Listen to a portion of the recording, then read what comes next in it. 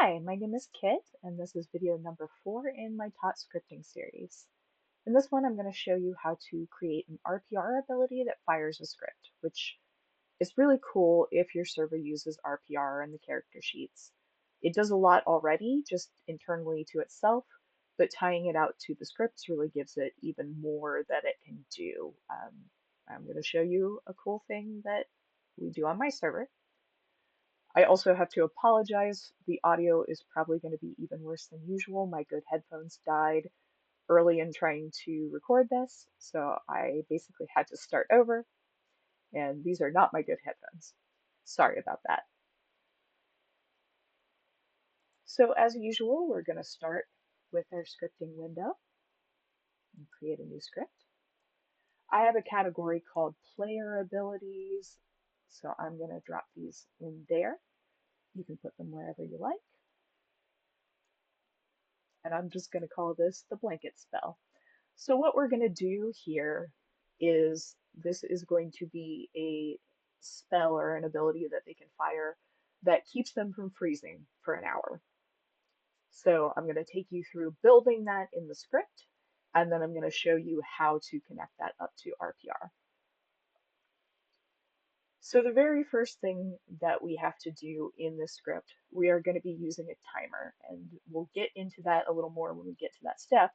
But there are some things I want to preset for the timer, which is the name. And I like to give it a really distinct name so that if I need to later come back and cancel or pause it, you need the name to do that. So I like to use the character name and then a hyphen and then the name of the script that it's being fired from. So we're gonna create that with a format text.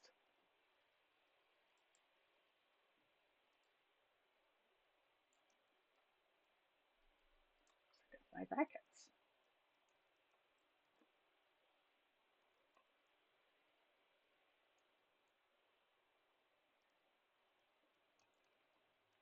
So yeah, I just am making it the name of the character who triggered the script and then dash blanket spell. And we'll save that into a variable. We'll call it timer name.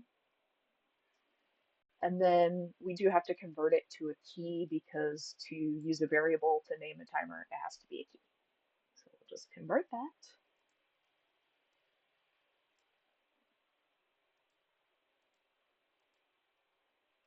And we'll call it timer key.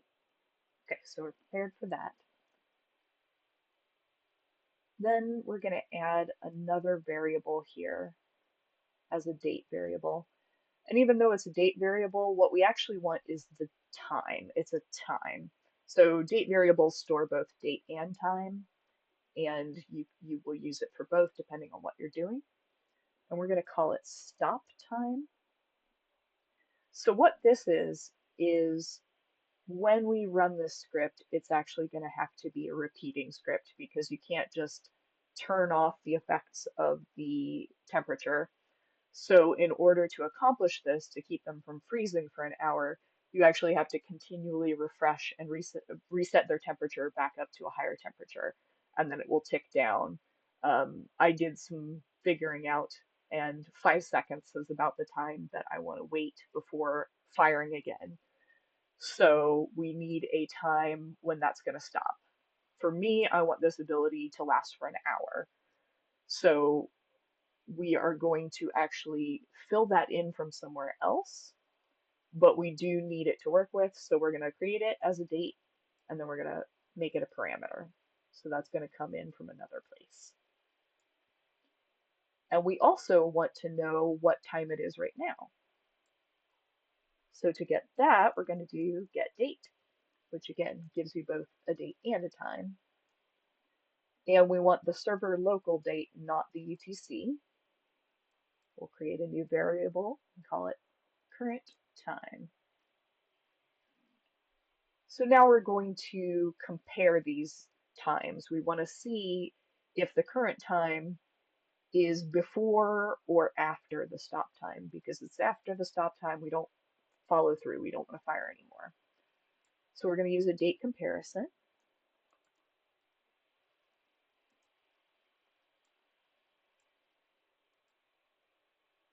current time. And if it's under or equal to the stop time, then we'll proceed forward.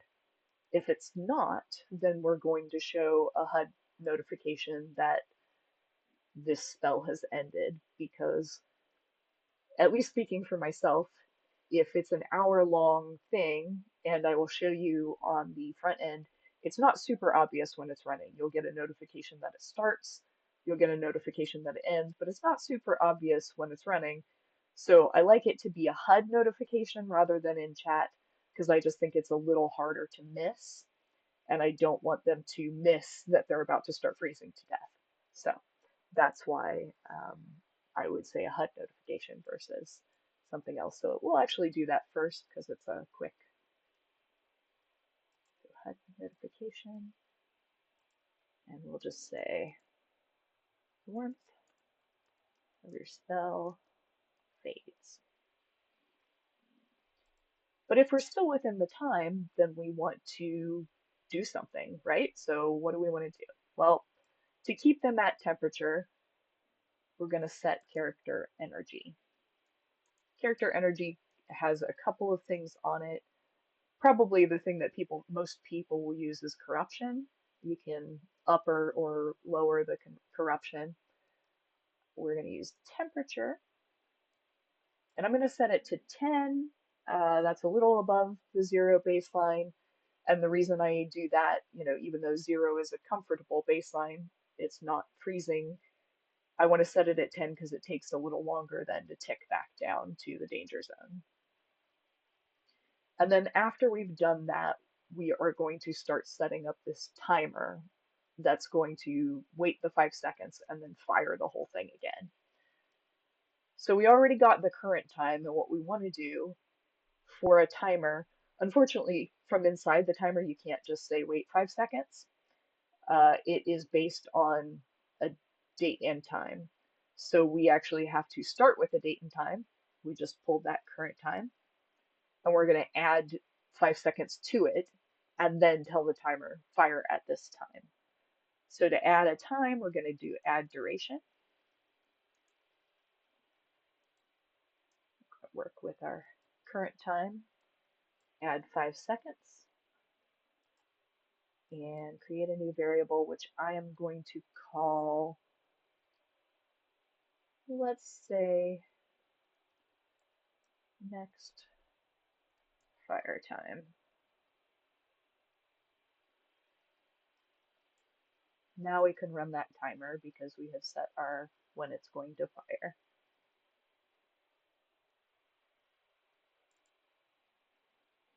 So I have learned, before you fill any of this out, do your subscript, because if you fill things out, it will reset them all. So we want player abilities, blanket spell.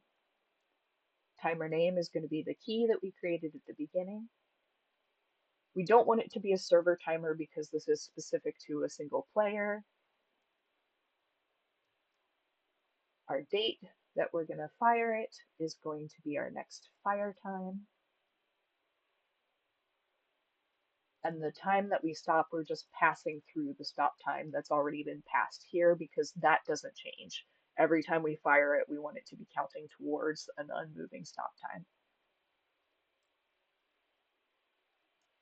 So that's your initial script. I'm going to build that. Now we need to make a shell for that script. And the reason that we will want to make a shell is because there's some stuff that we want to happen before it starts firing that we don't want to load all into this because we don't have to run back through that every time it repeats. So that's why we have a shell as well as the initial script.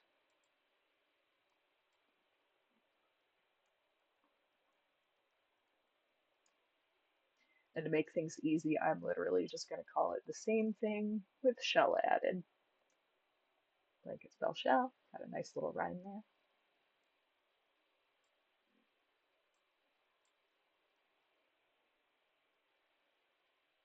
So first, what we want to do is something that usually would be handled through RPR.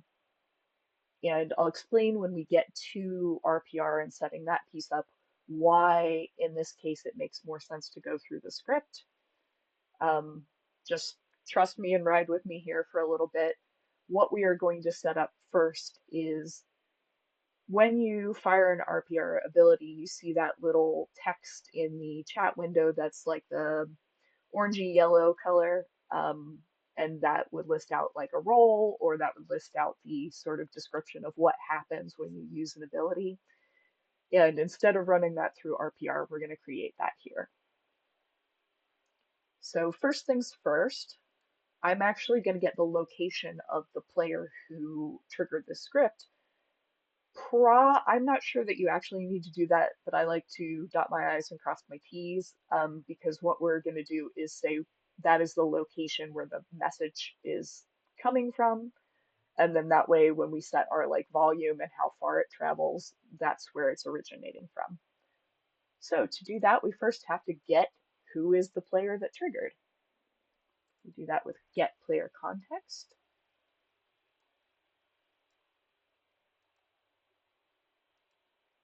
And I'm just going to call the player variable player, tripping over my words. And then from that, we want to find out, okay, we've got the player, where are they? And you want get actor position. This can get the position of a bunch of different kinds of items. It can get the position of various tot tools. It can get the position of players. It can get the position of puppets. It's really useful. In this case, we're just going to get that location of that player. And we're going to say that vector 3D is basically a position variable. And let's call that player position. So now that we know where the player is, we can send this message. And it is a send message node. It usually goes into the local channel. Since we're trying to emulate that RPR message, we're going to put it in local. Message source position. Now, there are two different kinds of variables that you can provide here.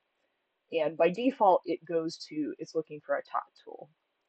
If you hit this little refresh circle arrow next to it, then it switches to looking for a position for a vector, 3D vector. So that's what you have to do. Otherwise, it will not let you put in player position. Leave most of this alone. Distance, by default, RPR, I believe, is shout distance or very far.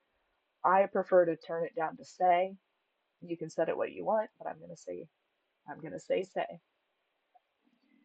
Now, to make it mimic the RPR orange text and kind of look at like a system message, we're going to add some tags. This is really not well documented. I actually found out about this just as part of a conversation about something tangential in the Tot Discord. So I'm passing this on to you. Here are two tags I know about. The first one is no name, and that's going to make it look like I said, like a system message. It's not coming from a person, it just looks like a system message. And then we're going to do our dice, which is going to give it that yellowy orange color to the text. And then we can create whatever our message is. I'm going to say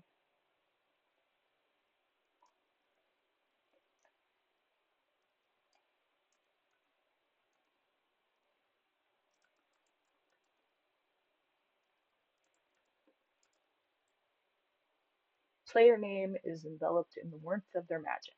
Just something to indicate what this ability does and that it has fired. So now that we've sent the message, we need to actually get the script started. So first we need to figure out when it's going to stop. So we said we want it to go for an hour. Once again, we need to get the current time, add an hour to that. So to get the current time, again, we're going to do get date. to and call it current time. And then we're going to add a duration.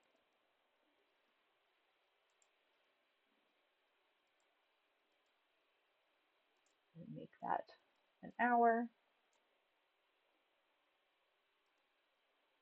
And call this stop time.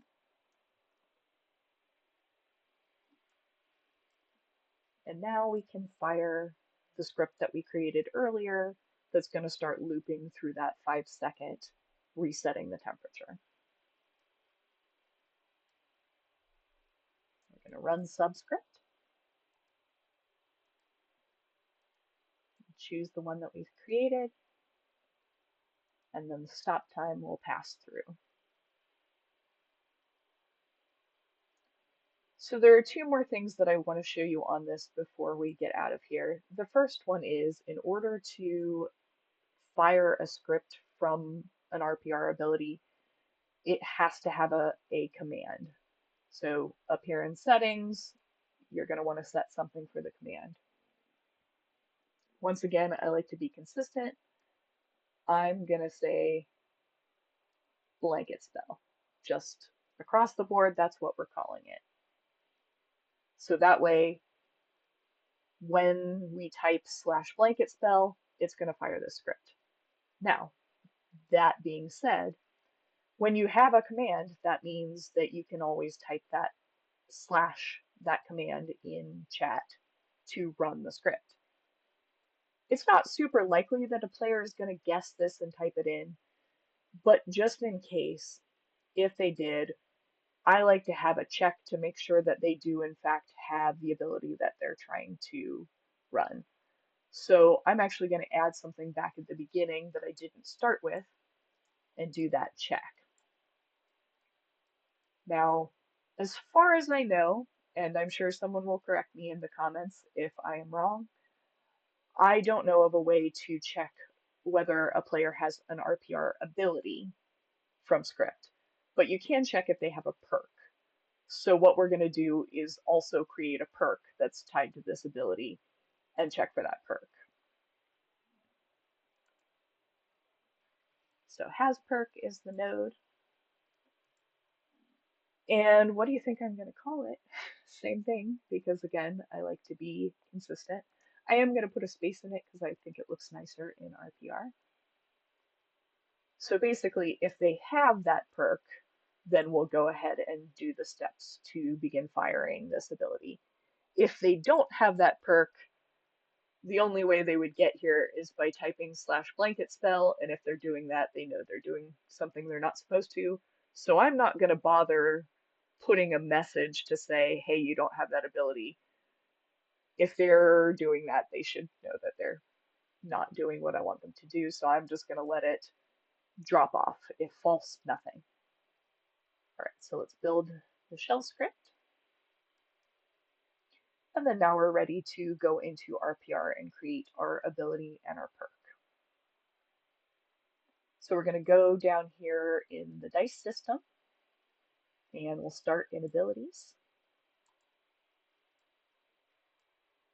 Once again, everything's consistent. I'm just going to call it blanket spell. And let's say, I don't know, give this some kind of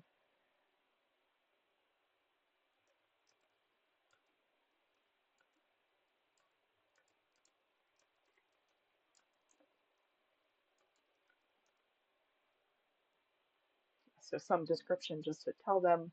I do like to put the duration in here so that they know how long to expect it to run. You can set your role requirements if you want to set a DC or whatever. For me, I want this ability to just be an auto success. So I'm just going to grab a skill that I know that they have. Everybody's got body in my server. I hope in your server too. Maybe you do it differently though. Target type caster, because this is something they would be casting on themselves. If they're casting on other people, it gets a lot more complicated with the scripting, so we're going to stick to self-cast right now. And for me, like I said, I want it to be an auto success, so I'm going to say fixed and leave the value at 0. Cooldown, kind of up to you. So I said this spell goes for an hour. I would say at least do an hour because you don't want them triggering it multiple times within that hour. If you want them to have a cooldown, then, have the cooldown you want plus an hour, basically. Um, I don't know that I'm super worried about people abusing this because obviously there are other ways to have cold resistance. So I'm just going to make it 60 minutes. Once once the spell stops, they can immediately cast it again. That's fine with me. Chat radius, kind of same as before. You can leave it on the default if you want to. I'm actually going to set it, well, it defaults to very far, even though something else is called default. Default is say. So that's why I'm going to set it to because I like it to be a little quieter. And then the only other thing that you need to set on the ability is your effect. So success effects, leave all this the same. And what you're going to put in here is your command. So /blanket spell. You cannot add any other printed messages here because it will break calling this. Basically what it does, if I were to add more text here, it's going to combine these two just with a return between them. And so it no longer recognizes that as a command, it thinks it's just text. So we cannot add, not just in success effects, you can't add it in general effects either. I believe you can add a failure effect without affecting it because obviously it's going to be one or the other, but you can't have it in general or success without breaking the calling of the script. So that was why I wanted to have the flavor text in the script itself. Usually, like I said, it would come through here, but since we're calling a script, don't do it that way. There is a hacky way to get around it, which would be technically I could create another ability where the only thing that it does is display a message, and then I could tell this to auto use that ability. I think that's unnecessary and hacky. You can do other success effects as long as they're not print message. Print message will break your calling of the script. You can do anything else you want to add to that. So we're going to save that, and then we're going to create our perk.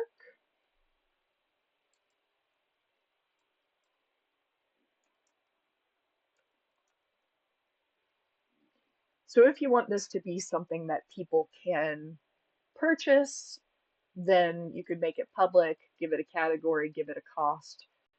For me, I wanted to create this as something that they will receive through an NPC. If they take the right kind of dialogue options, the NPC will give them the spell, and that's the only way on my server that you can get it. So I'm going to leave all of that alone. Give it a quick flavor text. I would just say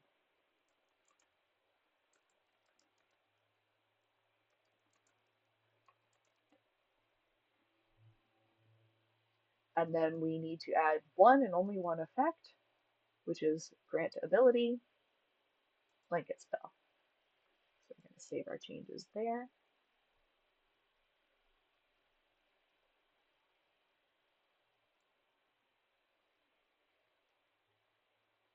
So one more thing I'm going to do, just so I can test this and show you what it looks like, I'm going to bop back and through script, I'm going to assign my character this perk.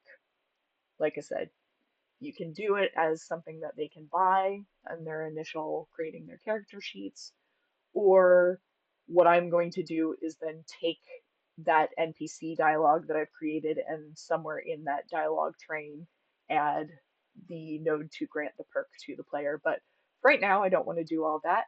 So I just have, please ignore the mess that this is. I just have a test that whenever I want to do something temporary or try something out, I just throw it in here. So I'm going to use this to grant this perk to my character.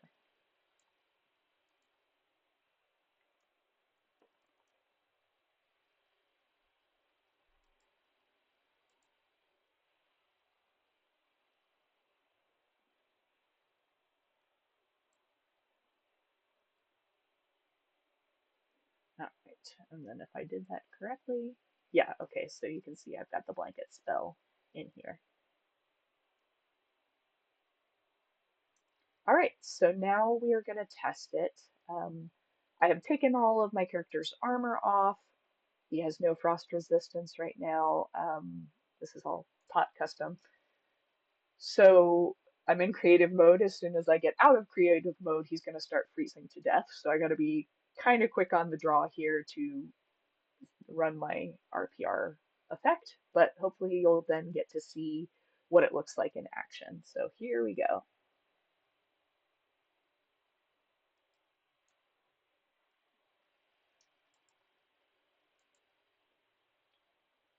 All right, so you can see in the chat window, we got our enveloped in the warmth of their magic. And then if you watch the temperature up in the HUD, you're going to see it dip down and then immediately pop back up. And what that is that 5 second tick where it starts to go down, and then the 5 second hits and it pops it back up to 10. And it will keep doing that for an hour. So that's pretty much how that works. And like I said, you can do a lot of things with that firing from the RPR abilities. You can do all kinds of different scripts.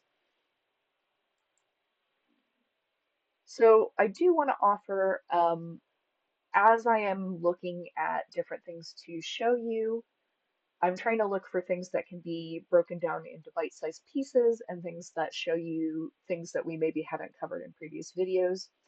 So please feel free, well, always if you have questions, feel free to ask them in the comments.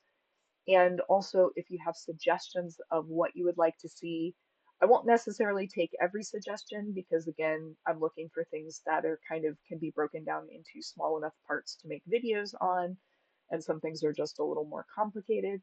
But I'd love to know what you're interested in learning, and as much as I can, I'll try to hit those topics. I do also check, I'm active in the Tot Discord and the scripting channel, so I try to keep an eye on what people are asking for there. So yeah, let me know what you'd like to see next.